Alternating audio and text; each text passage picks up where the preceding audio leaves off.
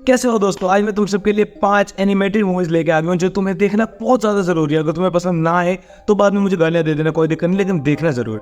Number 1, ये एक Japanese movie है जिसमें एक 10 साल की बच्ची अपने पापा मम्मी के साथ एक नई जगह पे शिफ्ट हो रही होती है। रास्ते में वो एक चमत्कारी और थोड़ी सी क्रीपी दुनिया के अंदर पहुंच जाते हैं जहाँ इस लड़की के पेरेंट्स सुअर बन जाते हैं। इस लड़की को अपने पापा मम्मी को ठीक करने के लिए वहाँ के एक स्पा में काम करना पड़ता है। स्टार्टिंग में तुम्हें थोड़ी चीजें समझ नहीं आ रही होगी कि कनेक्ट नहीं कर पा रही हैं, लेकिन जैसी मूवी कनेक्ट होएगी तो तुम्हें इतनी तेज हिट करेगी क्योंकि ये एक नॉर्मल दुनिया नहीं है, ये एक मैजिकल और एक चैलेंजिंग दुनिया के अंदर तुम्हें लेके जाएगी जहाँ पे तुम इस कैरेक्टर के साथ साथ चीजों को समझोगे और चीजों को और अच्छे से महसूस कर पाओगे। इसके अंदर बहुत ही ज्यादा अजीब क्रिएचर्स और अलग अलग स्पिरिट्स भी तुम्हें देखने को मिलेंगी। इस मूवी के विजुअल्स इतने ज्यादा प्यारे और खूबसूरत है कि तुम्हें लगेगा कि तुम खुद किसी एक बिल्कुल ही अलग दुनिया के अंदर जाके बस गए हो। इसके अंदर जो छोटी लड़की होती है उसका इनोसेंस देख के तुम्हें बहुत ज्यादा प्यार आएगा।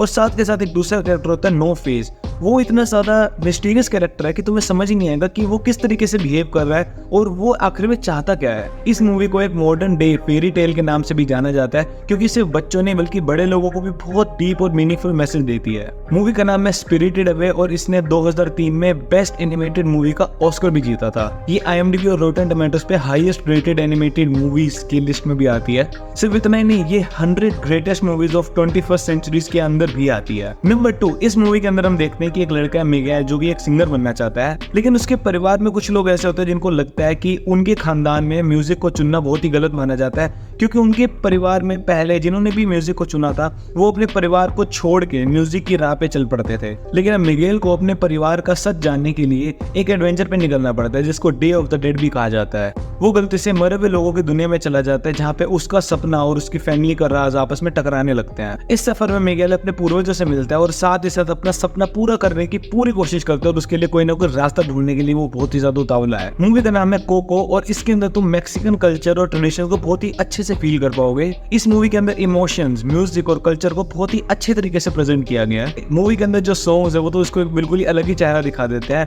तो म्यूजिक के लिए मैं इस मूवी को बहुत ही ज्यादा प्रेफर करता हूँ। और एनिमेशन इसका टॉप नॉच है, मतलब विजुअल्स इसकी एक बहुत ही प्यारी ट्रीट होगी तुम्हारे लिए। कोको ने 2018 में बेस्ट एनिमेटेड फीचर और बेस्ट ओरिजिनल सॉन्ग के लिए 2 ऑस्कर जीते थे। ये फिल्म बेस्ट पिक्चर मूवीज की लिस्ट में टॉप 5 में आती है और एनिमेशन के मामले में ये एक मास्टरपीस मानी जाती है। चलो बात करें मूवी नंबर 3 की, तो शायद ही किसी बंदे ने ये मूवी ना देखी हो। माइल्स मोरालेस एक हाई स्कूल का टीनेजर होता है जो कि बहुत मुश्किल से अपने पर्सनल मैटर से गुजर रहा होता है जब एक रेडियो एक्टिव स्पाइडर उसको काट लेता है और अब जन्म होता है स्पाइडरमैन। लेकिन उसका सफर अभी यहीं पे खत्म नहीं होता।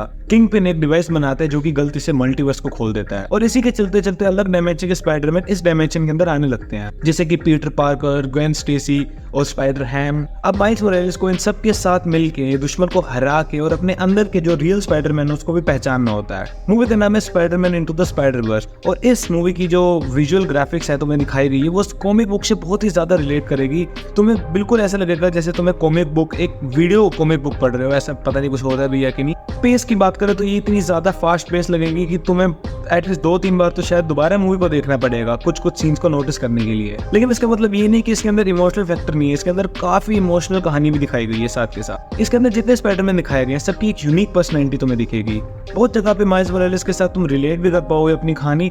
और इसकी मूवी के अंदर जो गाने यूज किए भाई वो तो क्या मजेदार सिंग करते हैं जब वो स्विंग करके जा रहे होते हैं बिल्डिंग से इधर से उधर, तो वो तो बहुत ज्यादा बढ़िया है। इस मूवी को भी 2019 में बेस्ट एनिमेटेड फीचर का ऑस्कर मिला था और इस मूवी को तो बहुत लोग best super hero movie of all time भी कहते हैं। चलो बात करते हैं मूवी नंबर 4 की, और ये मूवी तो बचपन की याद दिला देती है यार सबको। सिम्बा एक छोटा शेर का बच्चा अपने पापा मुफासा से सीखता है कि एक एक्चुअल अच्छा शेर कैसे बना जा सकता है। सिम्बा के लाइफ में सब कुछ अच्छा चल रहा होता है जब उसके चाचा स्कार अपने फायदे के लिए सिम्बा के पापा मुफासा को जान से मार देते हैं और मुफासा का सारा राज्य छीन लेते हैं। सिम्बा गिल्ट में वो जंगल छोड़कर चला जाता है और अपने नए दोस्त टीमोन और पुम्बा के साथ में अपनी जिंदगी बिताने लगता है।